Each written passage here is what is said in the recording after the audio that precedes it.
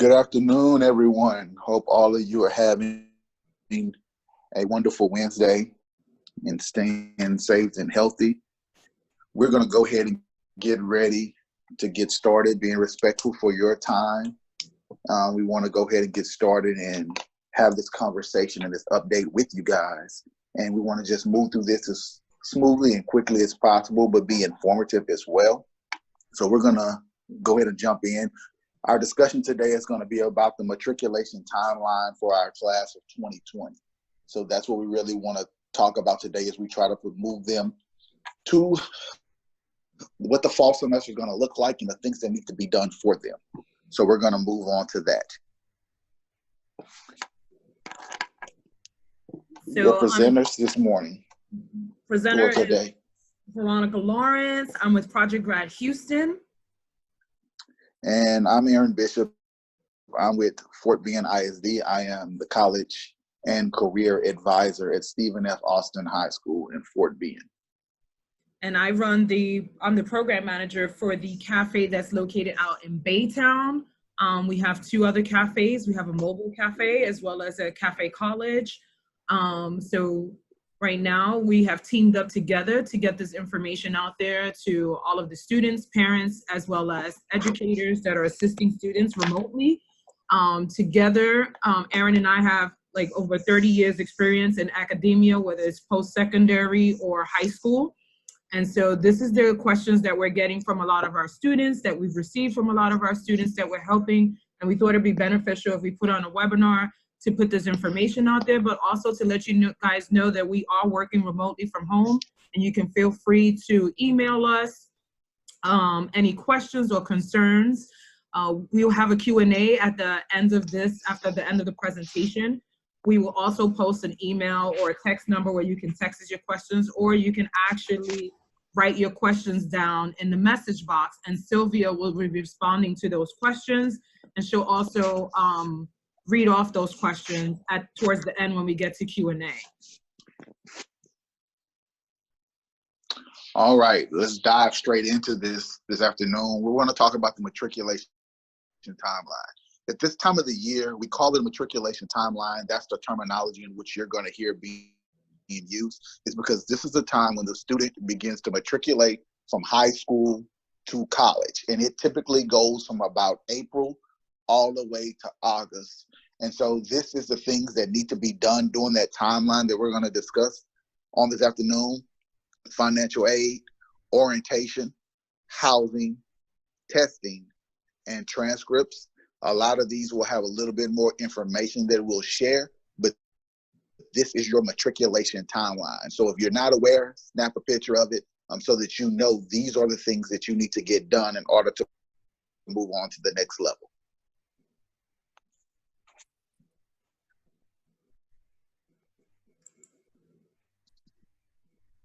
So the first topic that we want to discuss is the financial aid topic.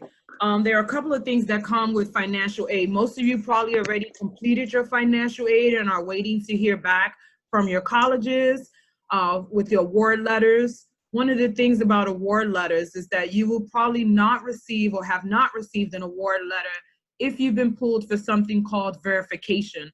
Verification is where the college is requesting additional documentation, whether that be a tax transcript, a non-filer form, or some other form of identification to make sure that they'll be able to award you the money that they would like to award you. Without the verification paperwork being completed or signed or turned in, they will not send you an award letter. An award letter, for those of you that don't know what that is a letter that tells you how much money you're going to be receiving from that institution when it comes to your Pell Grants, additional Texas grant scholarships, any type of academic scholarships, or your loans if you need some student loans. You also need to be able to go into that documentation, which is on the school website, and you need to accept some of those awards. There's a deadline for accepting those awards, and I want to repeat that there's a deadline for accepting some type of academic scholarships, some of the Texas grant money. You need to be able to make sure that you accept these awards in a timely manner. If not, something that you may have seen today may be gone after May 1st, and that means they cannot give it back to you either. So you want to make sure that you're accepting this, that you're accepting the right things, that you understand exactly how much money is grant and free money that you would not have to pay back, and how much money you're accepting that would be a loan. Again, we want to put it out there that our academic advisors are here to help you through that process. It can be very confusing. Award letters come many different ways from different colleges, and they can be very cumbersome and overwhelming to look at and understand. Some schools give it to you per semester. Some schools will give you the information per year. That can be very confusing as well. You want to make sure, guys, that when you're reviewing these award letters, that you really pay attention to everything that's on them. One of the things when you start accepting these award letters, for instance, student loans, you'll accept those student loans and you'll think, I've accepted everything they asked me to accept, the Pell Grants to student loans, and I'm ready for as money is concerned for me to go to college. There is another piece when you accept those student loans. You have to do what's called loan interest counseling. That's pretty much, they're helping you to understand about the loan process and how you should be taking just enough money to pay for school and not taking extra. You have to do that, number one. Then number two, they'll have you sign what's called a master promissory note.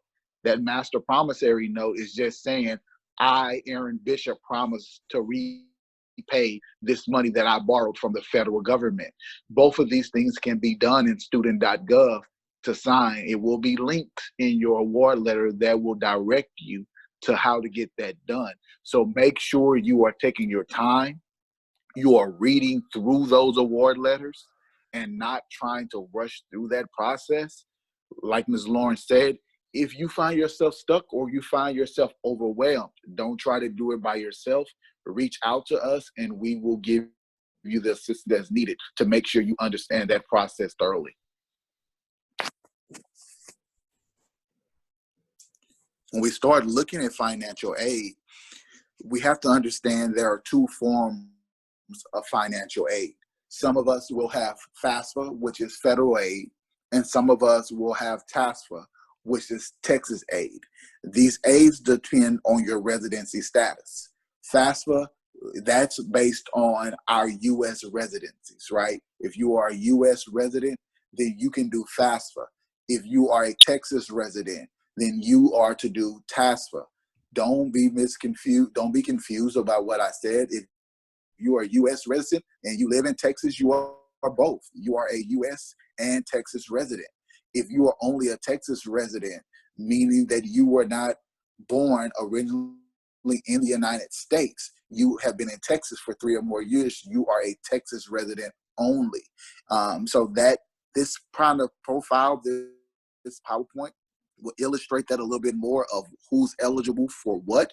The only difference between the two is one can be done on computer, one will be paper copy. The one that's done on computer is the FAFSA. The one that's paper copy is the TASFA. The TASFA has less money.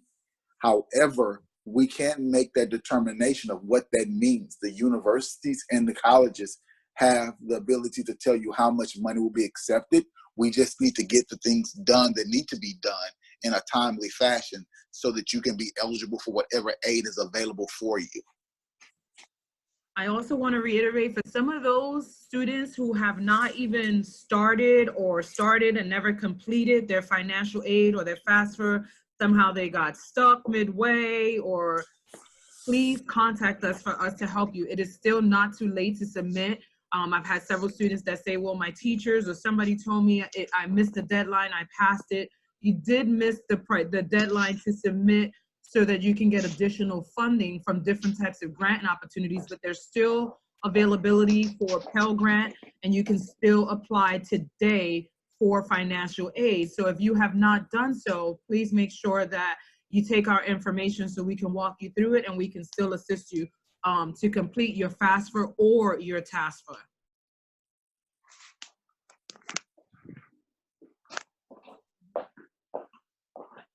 So for testing, this is an important topic that has come up. It's everywhere. A lot of students are panicking. A lot of students don't know what to do because TSI testing centers are closed due to this COVID-19. So don't worry, we'll give you an update. But what I want to say is that if you are already taking dual credit courses, you probably have taken some type of TSI testing to determine that you can take some of these dual credit courses. Some of our students pass in English and not a math and are still taking dual credit, and some have passed both, and that's great. If you took the SAT and you scored a 480 on the reading and a 530 on the math, you can be exempt from taking the TSI. You can also be exempt if you hit a 23 minimum on the ACT with at least a 19 in the English. And if you're on here and you're only taking a certificate program that's 1 year or less, level 1 certificate with fewer than 42 credit hours, you are also exempt from the TSI. Now, TSI testing centers are closed. They are working, the TSI people are working to see if we can do remote testing, what that looks like. A lot of the issues is that some of our students have Chromebooks, and then they were saying it might or might not be compatible with a Chromebook. How can they do that? A lot of schools said, well, we'll waive it for the first semester, but they'll have to take it at some point. So it's varying, it's different, it's changing. We have a document that was sent out, emailed earlier, right before this meeting, what we're calling our college updates. We will be updating it. It's a live document, and we will update what the schools are communicating. Each school is a little bit different. So we want you to just not to panic. They're telling people, like, you can still start class, you can still start school in the fall, even if you don't have your TSI test results. That will not prevent you from starting the fall semester not having this TSI exam. It's important to understand, guys, as you're looking at this TSI exam, it's not a test that's related to a particular ISD or a particular university. It's related to Texas, right? So this is being governed by a governing board in Texas. So these schools, whether it's a community college, whether it's a university, or whether it's your school that is issuing the TSI, we are all waiting for the word of the Texas board. The Texas board is going to determine how we can administer this test. So I know that it's frustrating. I know that you're panicked and you want to get this behind you. But at this point in time, because this is so unusual and because it still is a test, right? So it makes it very complicated on how it's going to be administered. I want to make sure that you are still preparing yourself. Do not wait to prepare yourself to the last minute. A lot of you who need to take the TSI, it's going to talk about geometry, it's going to talk about algebra too. And a lot of you haven't seen this hypothetically since freshman or sophomore year. So I want to make sure that you are preparing yourself for this even while we're waiting. And you can simply just end up Googling TSI math. You can do some YouTube videos. But I encourage you to practice. You need to practice because I can't tell you how many times it's going to be available for you to take it over and over again when this does roll out. So I'd rather you be prepared and feel confident and comfortable with taking this test rather than waiting for this test to be introduced to you and you haven't looked over anything, because this is going to play a major role, however they figure it out, whether you're going to be in what's called on-level courses, which means English 1301, your freshman level English, or they're going to place you in the remedial English. Those things are still being ironed out.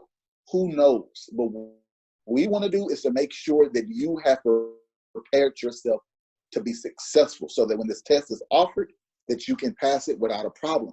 Another thing to remember, some of you guys have taken the SAT and you took it one time and you scored a 480 in your reading and you scored a 500 in your math.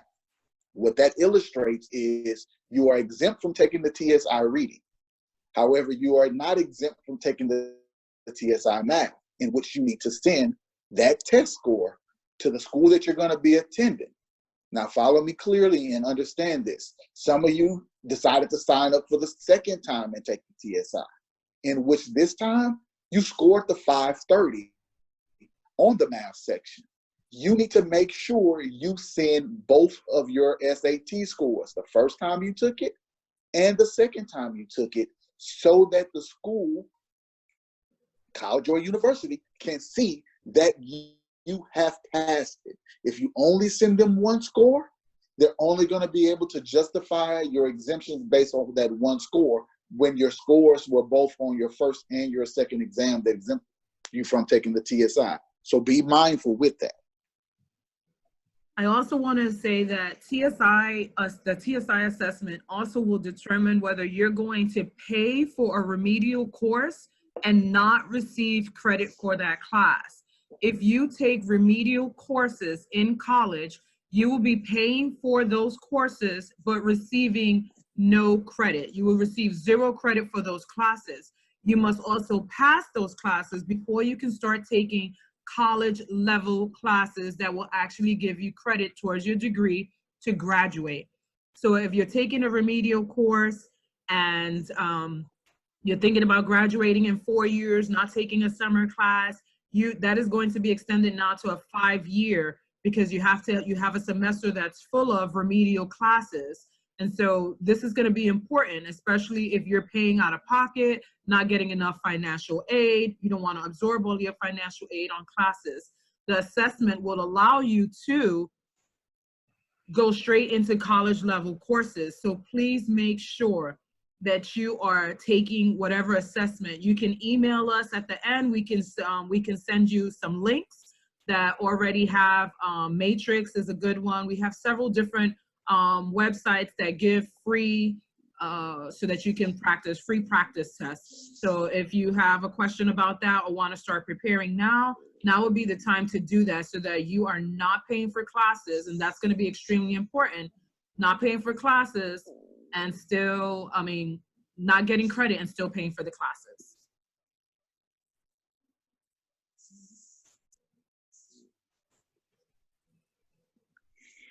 Freshman orientation.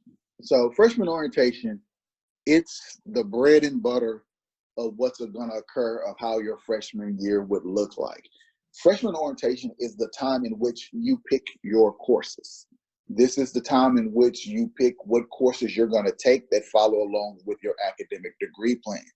The important pieces about freshman orientation is ACT, SAT scores. The majority of you have submitted those scores. So once again, make sure, even though you've submitted them and you've been accepted, like I said, some of you have taken additional tests. And so you may need to turn that in. It is possible for you to have been accepted into a university with your SAT, ACT scores and not have met the qualifications to be exempt from not taking remedial courses. So you want to make sure from the things we just talked about that you have made sure that those have been checked. If you hadn't checked them and you went back and took another SAT, send your new scores. Because if you don't do that when you go to orientation, they're going to make you sign up for the remedial courses in which you need, and as well as the other courses in which you need for your degree plan. You want to make sure that that is done at orientation. Orientation, you need to go ahead and sign up. A lot of schools now have moved to virtual online orientations. Orientation is important to go ahead and book right now, is book for the simple fact that it's first come, first serve. Orientation will determine if you're going to have morning classes, and you're going to wake up bright and early in the morning for all your classes, or you're going to have more flexibility to pick and choose with your courses. The later you are to orientation, to sign up to it, the more likely you're going to be taking early morning classes. So you want to make sure you go ahead and book orientation. These orientations majority of them come with fees. They will charge you.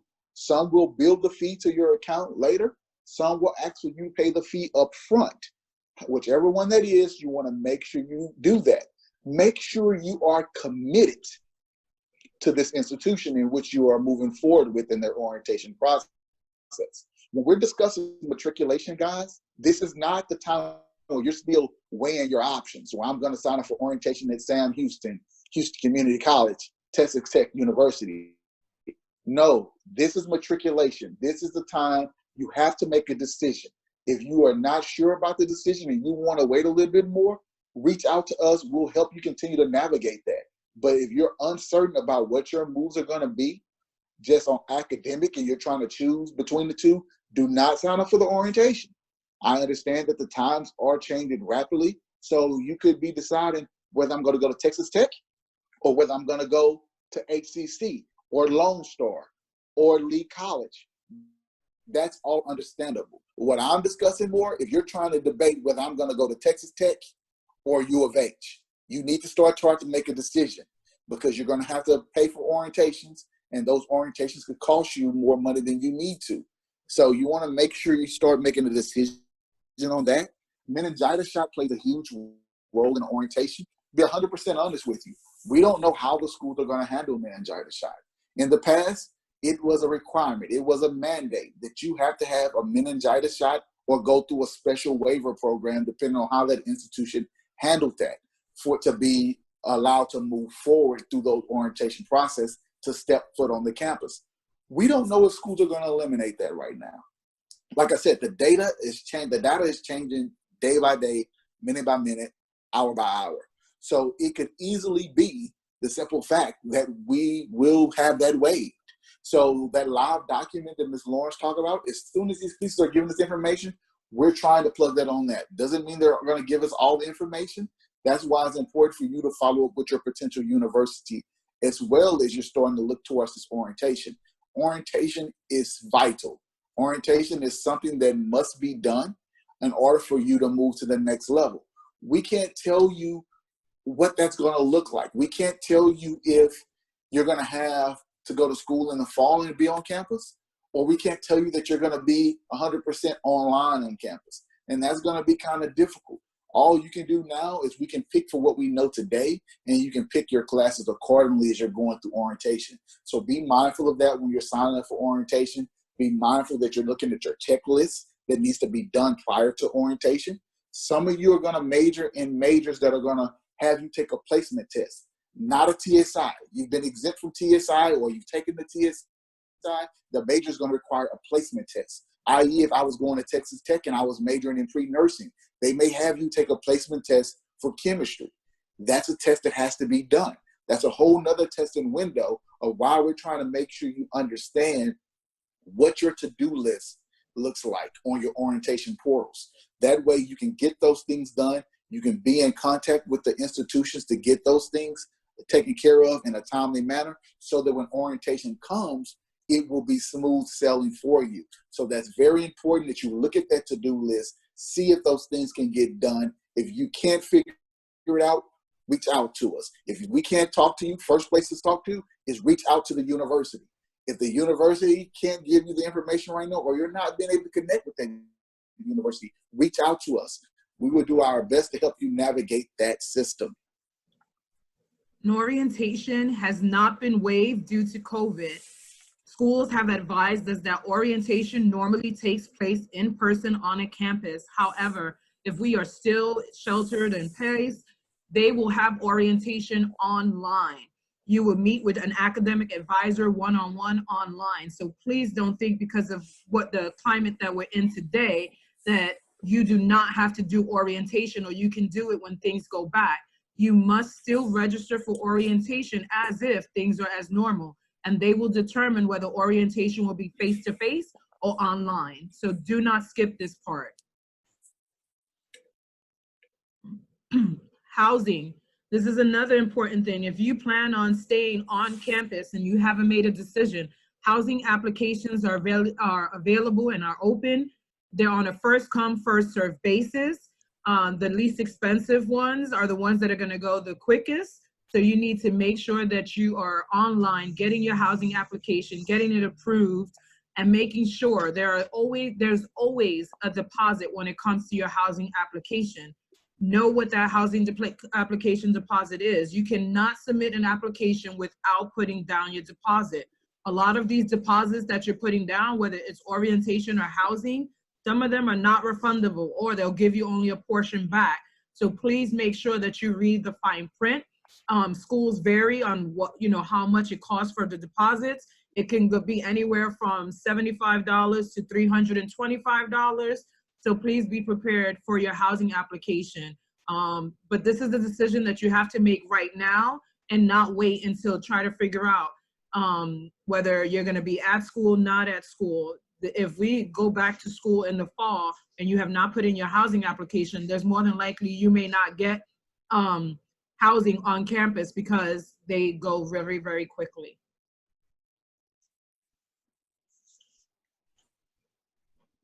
Final transcripts. So besides orientation, guys, this is one of the biggest pieces that you need to make sure you take care of, is submit your final high school transcript. Most high schools are going to develop some type of system, or whether it's Naviance or something of that nature, where they're going to ask you to request your final high school transcript. So I want to make sure that you understand this process. When you request your final high school transcript, you are asking for your final high school transcript to be sent to the institution in which you are going to attend. I do recognize that some of you are going to go off to community college over the summer prior to going away to your four-year institution in the fall. So that means you need to request a high school transcript be sent to your community college that you're going to attend in the summer and to your school that you're going to attend in the fall. Because the Houston Community College, Lone Star Community College, League, all of them want to know that you have graduated. They're going to ask for that transcript. So you might as well go ahead and request that final transcript. Here's another rule of thumb to make sure you understand with this final transcript, guys. A lot of you have the ability to request your final high school transcript today, depending on how your school is working through their systems. You're going to start getting emails from the institutions in which you're going to attend that says, Aaron Bishop, you have not submitted your final high school transcript. A lot of you are going to freak out. And a lot of you are going to call your schools and be like, you haven't submitted my final high school transcript. I want you to take a deep breath, step back, and make sure you are reading and not becoming too anxious, because it says it wants your final high school transcript. Final means that you have graduated high school officially. And officially, as of April the 15th, you are still a senior in high school. So that's the reason why your institution that you're going to attend is sending you a reminder. That's what it is, a reminder to make sure you send it when it's time to send it. You officially will not be a graduate of high school depending until late May or early June. Typically, in years past, the way this works is when you walked across the stage, you're not a high school graduate. You were walking across the stage in a celebratory manner. It was for your parents. It was for you and your great accomplishment. You are still a high school senior the day you walked across that stage. You will not be a high school graduate until your registrar at your high school goes into the system and they click that you have now graduated. That's the important part. So let's make sure that you don't confuse that, okay, guys? Because that's important. But you definitely want to request your final high school transcript and get that submitted, because a lot of them are going to give you deadlines and you want to get it submitted. If you don't submit that high school transcript, you can lose your financial aid. That is the only proof that the institution knows that you have graduated from a high school. So make sure you get that done when you're looking at the final high school transcripts, as well as those of you who are in dual credit. You need to order your dual credit transcripts from your institutions so that they can be received prior to your orientation at the school that you're going to attend as well. Guys, you also want to make sure that this is coming from your registrar and that you have an official high school transcript or college transcript. You cannot walk in your high school transcript. You cannot just hand them a piece of paper or fax them or email them a screenshot of your high school transcript. This is an official document and it needs to come through your registrar, or you can go, but now that the schools are closed, you cannot go and ask for an official one. So this has to come through your school, officially sent to the colleges or universities. So find out who right now is taking care of that, have a list of names of who you have to, and then you're gonna follow up with your school to say, hey, my registrar said they sent it out, did you receive it? You would speak with the admissions department and they will let you know whether they receive it. Most of the transcripts can be sent electronically, so it's nothing that somebody has to print out and mail and we have to wait for it to get there. This can be done electronically and can be received within 48 hours, 72 hours to a school. So don't panic. We're all learning how to work remotely and how to do things a little bit differently than the traditional way. And as Aaron has reiterated before, there are a lot of changes, and they're happening constantly, daily, hourly. So we're trying to keep up as much as everybody else is. And this is why we're doing this webinar. We'll continue to do webinars and update you guys as soon as we get the updates. We'll continue to update that tracker. As soon as we get updates, we will be updating that tracker so that you have the information. So just because you see it today doesn't mean a week from now that information is going to be the same. It could change several different times within a week's time. So thank you guys for listening in on us and hearing about it. But final transcripts are the most important. A lot of students, this is where they lose academic scholarships, additional grants, because they do not submit this, and the school just thinks that they're no longer coming and drops their award money and awards it to another student. So you will not be able to get that award money back either. One thing that I will mention, guys, I know we're winding it down on time, but the one thing I mentioned about this final high school transcript, just because you have requested your final high school transcript to be sent, and let's say it's June, and your institution has sent your high school has sent your final transcript to your institution you're going to attend, be mindful that your school that you're going to attend may send you an email and say, we have not gotten your final high school transcript. Do not call your high school. Call your institution. Speak with someone. Send an email to their admissions office. Make sure that they truly have not received your final high school transcripts. Those emails you get are automated systems. They're just sending them. And so a lot of schools have received them, but they have to be processed. Some high schools, they have to send your final high school transcript through snail mail, old school post office, because some schools do not use electronic resources. So you want to make sure that you truly are giving it time, and also reaching out to your institutions. Now, if they don't have it, then circle back and contact your school. But your final transcript is your responsibility. Do not say my high school has not sent it. It is your responsibility to stay on your high school, to stay on that institution, to make sure that that stuff is finalized.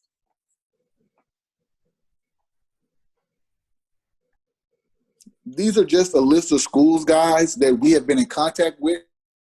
Like Ms. Lawrence said, that's ever changing. We're getting more updates from more schools. You can find that on the email you guys received from the live tracker, that we're updating that information all the time and trying to keep new information posted as it changes. This is just some schools that we've been able to talk to so far. These are some other grad cafe services that we can help or assist you with. We do college exploration, career exploration, test prep. We do mentorship programs. So these are additional services that we do. We are working remotely. Our academic advisors are working remotely. So we are here to help and assist during this time. Feel free to give us a call. So now we're going to go to our questions. If you have any questions, you can type them in the chat box, and then we're going to have Sylvia read out some of those questions.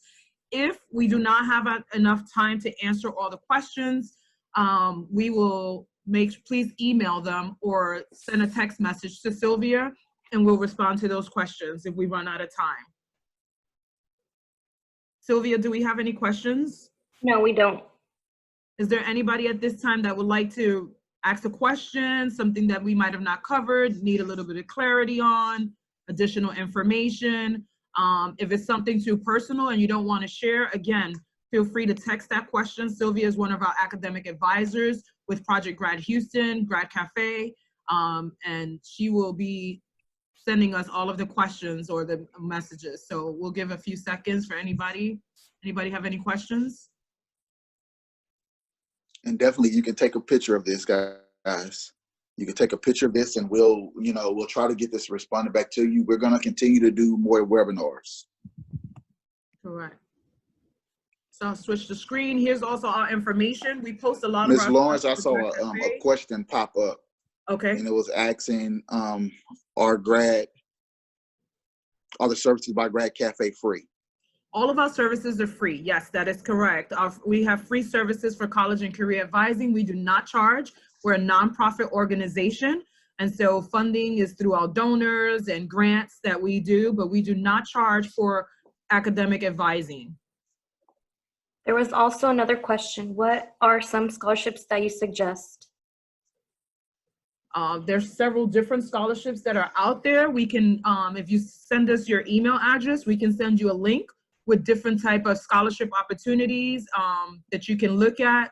Depending on scholarships, have a variety of different things, depending on SAT scores, GPAs, what's your major. So there's a lot of great scholarships out there. There's another question. What do you advise for international students studying in high school? What are the options for FAFSA, TASFA, and such? Wow, that's going to be definitely, I would tell you, just because of time, to definitely put your email address in there so that we can reach out to you, because that can go several different ways. And we want to make sure that we give you the proper answers for that, to be able to do that. So please put your email address in so that we can contact you and tell you the different options that you have for an international student.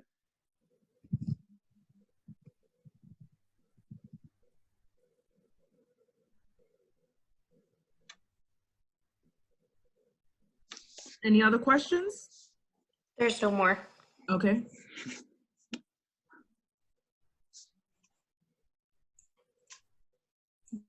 All right, guys. Well, this is our information again. Ms. Hold on, I think it's one more. last one, Ms. Okay. Lawrence. Our last one. Do you know any information about college move-in days being pushed back, or should we contact our college about it? I would tell you right now, they haven't said much of anything. So those dates are still there, but don't be prepared for that date to be pushed back.